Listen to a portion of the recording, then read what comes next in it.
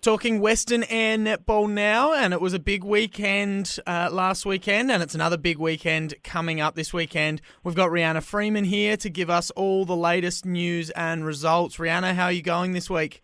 Very well, thank you. How are you? Yeah, very well. Thanks for joining us as per usual, and we'll start off with your Hawks getting probably your best win of the year, 48-38 over Wirrulla, handing them their first loss for the season.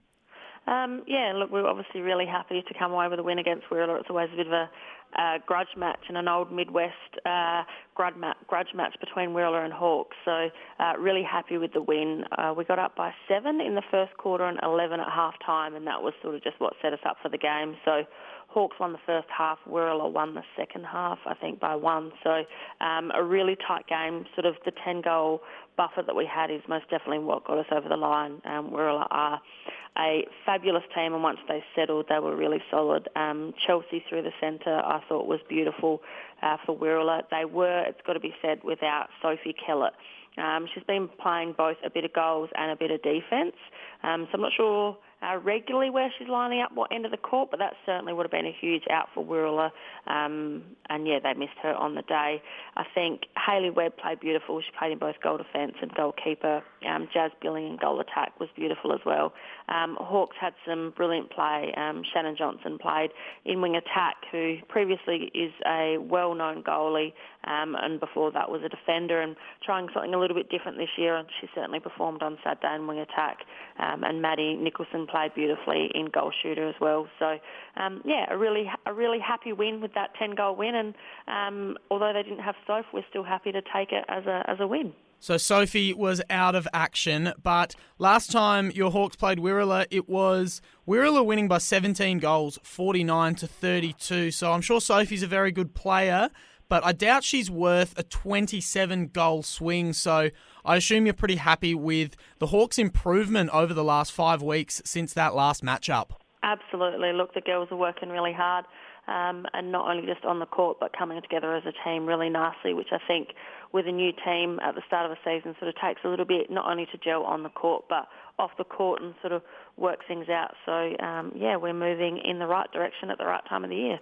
All right, and back in round 1, the Hawks lost to Thevenard by just 2 goals, who are sitting on top of the ladder now. So certainly in touch with those top 2 and really looking forward to whether they can cause any upsets or not come finals time. So we'll be keeping a close eye on your Hawks as the season rolls on. And we also had the Western Tigers getting a close 4-goal win over Ceduna on the weekend, 28-24. So Ceduna still seeking that first win, but that's a pretty good effort by them. Absolutely, and I think a low-scoring game, 28-24, so it was obviously a very defensive game.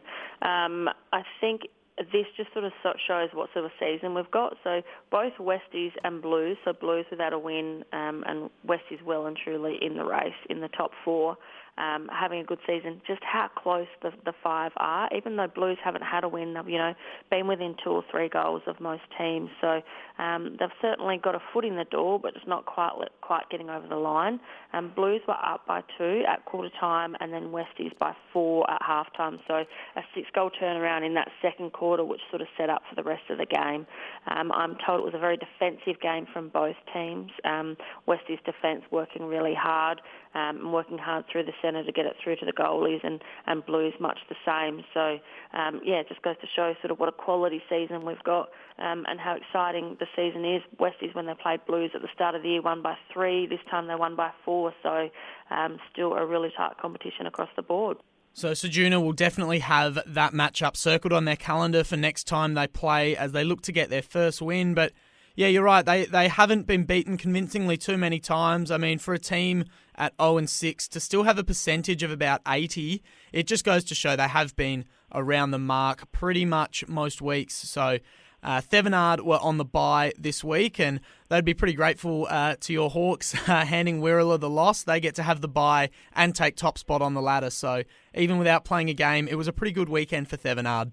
Absolutely, and knowing Courtney and what a machine she is, both as a player and as a coach, I dare say that they would have hit the court last Saturday, even though they had the week off and had a training and a solid hit out to keep their form. So they are looking very good at the right time of the season also.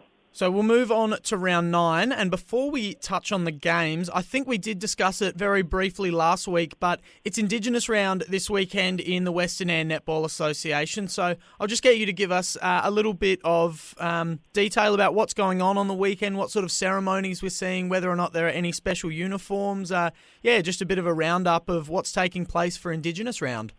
Yeah, so all three games are played in Ceduna this week. So Thevi will play Westies at Thevi, Blues will host Wirrulla at their home ground, and Caniba hosting West Coast Hawks at their ground in Ceduna. So all in Ceduna, which is really nice.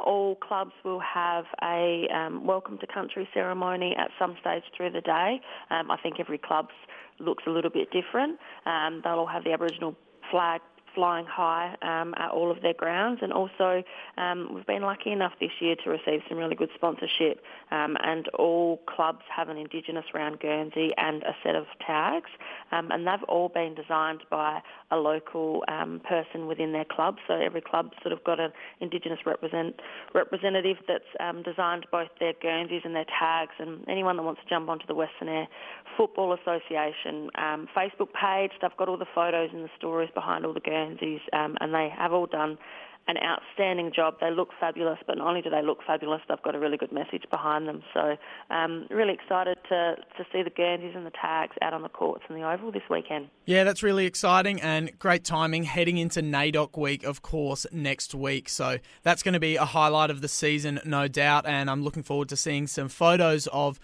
those wonderful Guernseys and, hearing about how successful the weekend is. So as part of the weekend, of course, we've got two very exciting games. So we'll kick off the weekend with Thevenard taking on the Western United Tigers. And we just spoke about the Tigers. They're in touch with that top 4. Can they take down the top place Thevenard? Yeah, so Sevi looking really good. I'm not sure whether Cass is back at the moment or whether she's still out with an injury. So if she's out, that still sees Tracy and Courtney playing goals. A really good combination either way. Last time they played, Sevi came out on top by 6. In saying that, I think Westies will be in their 3rd week in a row having a full team, so that's really exciting for them. I know Jade, their coach, she's just been in Adelaide all week with a Sapsaza side, so although she wasn't with the Westies girls this week, she was most definitely still in her netball form. So I think they will be going in pretty keen to get a win here over Sevi, but Sevi much the same. Sevi will go in favourites, being that they're top of the ladder and have only dropped 1 game for the season. But I just can't put anything past Westies. They've got some really good players all through the court.